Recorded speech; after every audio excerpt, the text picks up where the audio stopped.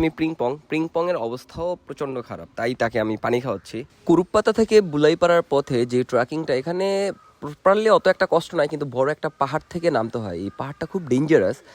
সারাদিন দুপুরবেলা আমরা যখন হাঁটছি শরীর প্রচুর ক্লান্ত, তার মধ্যে এত খাড়া পাহাড়।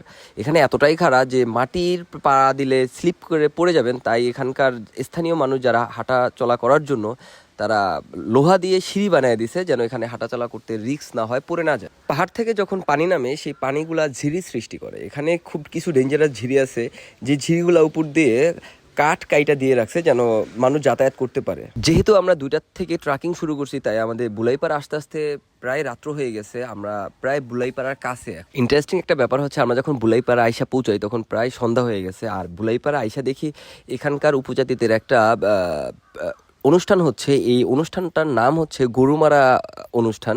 সো এখানে একটা গরুকে হচ্ছে বর্ষা দিয়ে মারে, আর তারা এখানকার উপজাতি যারা